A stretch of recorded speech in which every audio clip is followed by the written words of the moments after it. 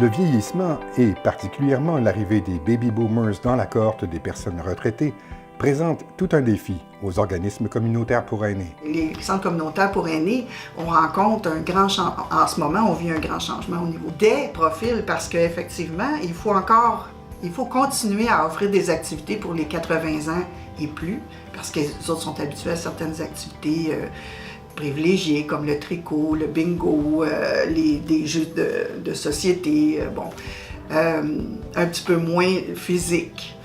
Par contre, la nouvelle génération qui est arrivée déjà depuis 2 ou 3 ans, c'est autre chose. Là, on parle d'exercice physique, on parle de motivation, d'aller chercher ce qu'il me faut pour être bien, puis pour être... c'est une clientèle qui dit « j'ai besoin de ça, je vais le chercher ». Dans cette première capsule de notre série sur les défis de l'action communautaire pour aînés au Québec, nous présentons les réflexions et les approches de 3 centres concernant les défis de mobiliser de plus jeunes aînés tout en répondant aux besoins d'activité des membres vieillissants. Pour intéresser les nouveaux retraités, il faut d'abord les rejoindre. Au début des années 2010, le centre Au fil des ans de Sorel-Tracy fait face à plusieurs défis, dont celui du membership qui était en forte baisse à cette époque. Le coordonnateur du centre, Gilles Paradis, relève le défi d'attirer de nouveaux membres en misant d'abord sur la visibilité de l'organisme dans sa communauté. Il faut se faire connaître. On était loin, c'est dur de se faire connaître. Il y a des gens qui ne savent pas encore qu'on existe. Il y a des gens qui ne savent pas qu'on a un boulodrome. Ils jouent à la pétanque tout l'été dans les campagnes. Ils arrivent à l'automne, serrent les boules. Au printemps prochain, on recommence ça. Pourtant, on a tout pour avoir du plaisir. On a centré notre publicité sur la journée porte ouverte. On s'est mis, on va faire une journée porte ouverte avec une page complète dans le journal. Ça rentre dans toutes les maisons, le journal. Ça, c'est... Puis, ayant tout notre monde ici, les gens peuvent jaser avec le professeur, ils peuvent choisir, ils peuvent discuter. Nos journées portes ouvertes ont été réussies. Puis on fait en même temps un tournoi de pétanque dehors. Mais il passe à peu près 400 personnes ce jour-là. Du matin, de 8 h le matin jusqu'à 4 h le soir. Pour se faire connaître dans le milieu, le centre, au fil des ans, mise aussi sur la diffusion annuelle d'un répertoire de ses activités. Ça, là, on produit 2500 copies qui sont tous passées. On les a tous distribués à nos membres. Dans chaque municipalité, on a distribué les épiceries, la pharmacie. Tu sais, des endroits où est-ce que les gens se passent. On les laisse traîner. Mon meilleur vendeur, là, c'est la Caisse populaire ici. La Caisse populaire est tout près d'ici, là. J'en mets une quinzaine. J'en ai mis peut-être 10 fois. Une quinzaine, puis ils disparaissent tous. M. Paradis reconnaît toutefois que, pour son organisme, c'est le bouche à oreille qui demeure le meilleur levier de recrutement de nouveaux membres. Moi, je pense que le bouche à oreille est bien important. Si les gens sont heureux ici, ils vont en parler. S'ils sont malheureux, ils vont aussi en parler. Comprends-tu? Puis actuellement, l'atmosphère est top shape. Pierre Masse, membre du centre depuis 3 ans et maintenant bénévole organisateur d'événements, croit lui aussi en l'efficacité du bouche à oreille. Le monde que je vois à l'extérieur, que j'ai à prendre un café au McDonald's ou chez Tim Hortons, je vois du monde, puis je les vois des fois que je les connais pas, puis si, mettons, qu'ils me disent « Bonjour monsieur, bonjour madame », là je leur dis « Vous faites quoi? Est-ce que vous faites des activités? Si vous en faites pas, on a un centre, il y a tellement d'activités que vous pouvez venir faire au centre, que gênez-vous pas de les voir ça. Je leur donne mon nom, puis c'est le même que des fois, je fais l'approche des gens. Et l'approche semble efficace puisque le centre, au fil des ans, a presque doublé son nombre de membres entre 2009 et 2014. Mais pour attirer les nouveaux retraités, il faut aussi relever le défi de diversifier les activités offertes. Les goûts, les intérêts changent. Et on doit être constamment connecté, si on veut, sur le milieu ici, parce que, écoute, maintenant, on retrouve des gens qui ont eu une vie professionnelle, qui se retrouvent ici, et puis donc le côté, parfois pour certains, notamment le côté intellectuel, connaissance, etc., prend de l'importance. Pour diversifier l'offre d'activités, le directeur de Cercovie et celui du centre au fil des ans s'entendent sur l'importance d'être ouverts aux nouvelles idées et de ne pas avoir peur de procéder par essai-erreur. Je pense qu'une force qu'on a eue aussi, c'est d'être proactif au niveau des besoins. On essaie constamment d'avoir en tête l'innovation. On essaie de faire différent de ce qui se passe ailleurs. Tous les ans, depuis 9 ans, tous les ans, on a rajouté des activités. Au départ, notre programme avait 16 pages. On est rendu à 32 pages. On a une quarantaine d'activités différentes. Déjà là, ça parle en soi. On a une quarantaine d'activités différentes. Puis, nous sommes toujours à l'affût de nouvelles activités. N'importe qui va proposer quelque chose. Si on a la place, si on a un responsable, on va l'appuyer. Si ça fonctionne, parfait. Si ça ne fonctionne pas, c'est pas la fin du monde. Il faut qu'il y ait une masse critique de personnes intéressées. Puis ça, ben, c'est un peu essai-erreur. Là. Nous, c'est fréquent qu'on met à notre programmation des activités qui ne fonctionneront pas. Alors, ça arrive, bon, on s'est trompé, ça ne répond pas à un besoin, on se questionne pourquoi ça ne répond pas à un besoin, puis on modifie ou on abandonne simplement. Je pense que c'est ce qui fait notre force dans le milieu communautaire, c'est la flexibilité, la possibilité de s'adapter, puis se donner le droit à l'erreur. Innover et se donner le droit à l'erreur, mais aussi s'adapter aux tendances. Lucie Gingras de Laval et Gilles Paradis de Sorel-Tracy nous parlent d'un cas d'adaptation aux nouvelles tendances. Sur les activités, il faut se moderniser. Jusqu'à il y a 2 ans, j'avais une salle de classe informatique avec des ordinateurs. Les aînés étaient très intéressés à apprendre l'ordinateur. C'est terminé. Il n'y a plus un aîné qui veut apprendre l'ordinateur. Ils veulent tous une tablette. Il faut aussi s'adapter. Si je prends par exemple là, l'informatique, là, en 2009, là, l'informatique chez les aînés, il n'y en avait pas beaucoup. Puis là, ça commençait à être exigé, ça, là. La carte Visa, la carte débit, puis tout ça. Les gens ne connaissaient pas ça. Puis ça, qu'on avait trois enseignants avec du vieux stock. Ça ne fait pas de bon sens. Puis là, les gars m'ont dit, écoute, on n'est plus capable d'enseigner avec ça. Puis un des trois enseignants d'informatique a découvert une petite annonce dans le journal local. Possibilité d'obtenir une subvention pour justement ça. On a fait toute la démarche. On a fait de la demande. On nous a donné 29 750. On s'est payé 15 ordinateurs neufs, un projecteur, des ordinateurs pour chacun des enseignants, des portables, des logiciels pour qui avaient besoin, et tout ça. Fait que là, on est parti en 2010, là, équipés.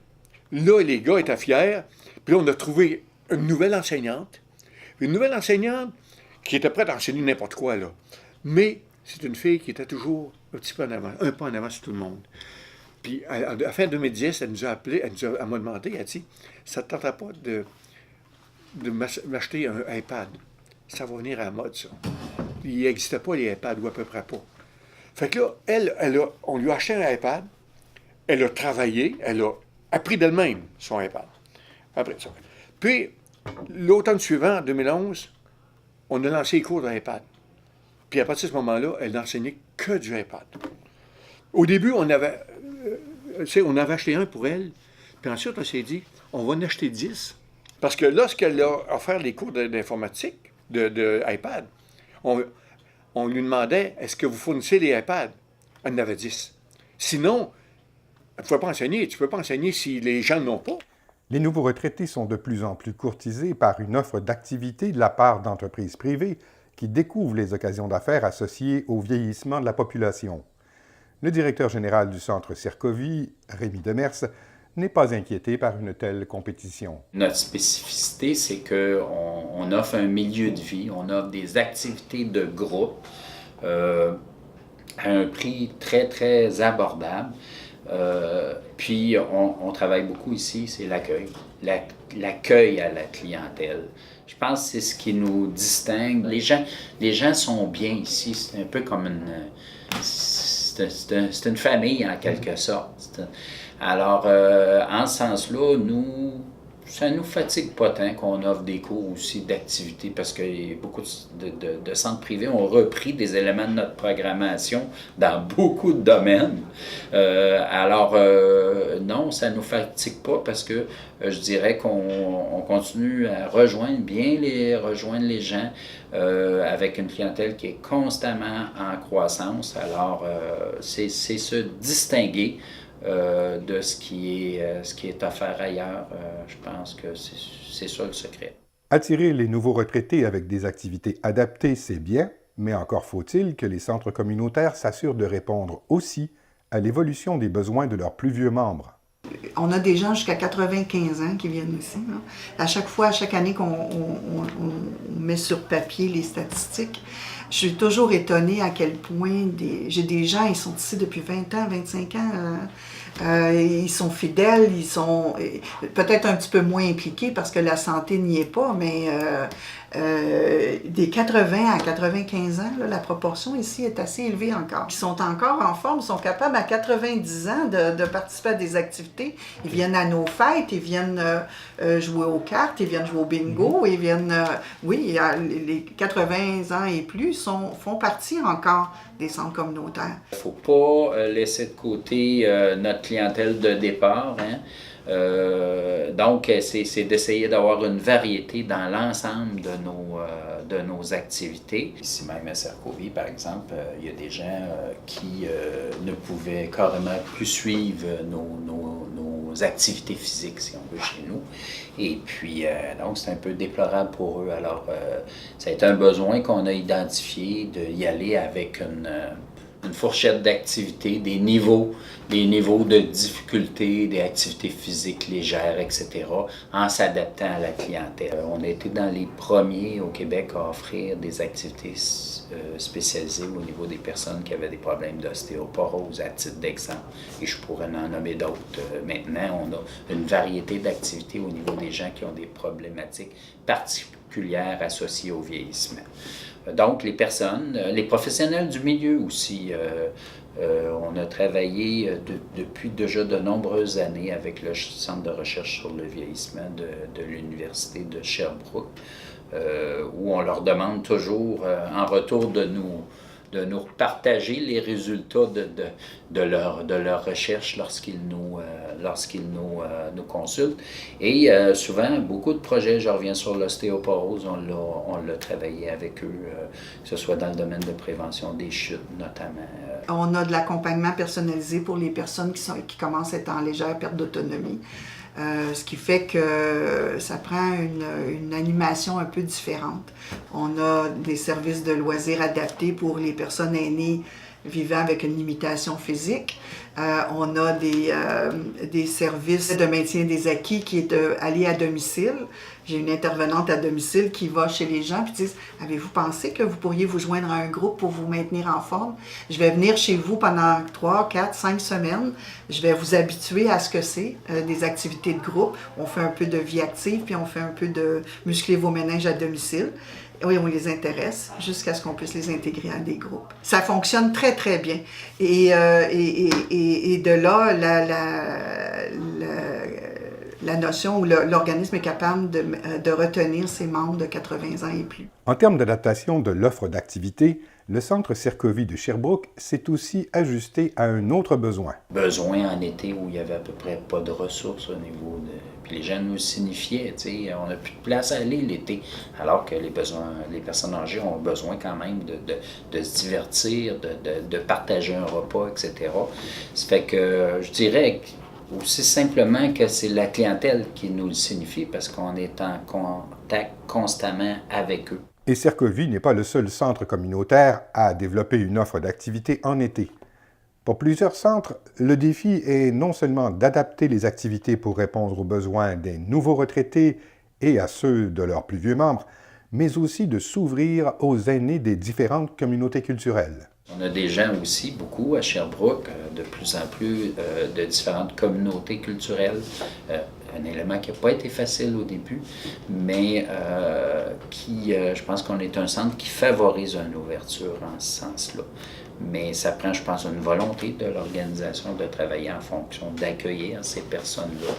Et puis, c'est la richesse, dans le fond, d'un centre communautaire qui est un peu une mini-société en soi. À Chambly, en Montérégie, le centre communautaire Entraide Plus s'est dit que pour intéresser les aînés des diverses communautés, ce serait peut-être important que les visuels de promotion de l'organisme leur envoient une image d'inclusion. L'ouverture à tous est maintenant bien visible sur leur dépliant autant que sur leur site Internet. Et l'approche fonctionne avec l'adhésion de nouveaux membres, mais aussi de nouveaux bénévoles de diverses communautés culturelles. La série de capsules sur les défis de l'action communautaire pour aînés au Québec n'a aucunement la prétention de mettre en valeur des pratiques exemplaires. Nous souhaitons simplement que les témoignages présentés dans cette capsule puissent inspirer la réflexion d'autres centres communautaires qui, dans le présent contexte de vieillissement de la population, auraient à composer avec des défis de renouvellement de membership et d'évolution des activités. Nous sommes conscients que chaque organisme intéressé par les idées et les pistes présentées ici aura toute la latitude pour les adapter à leur contexte et aux besoins dans leur communauté.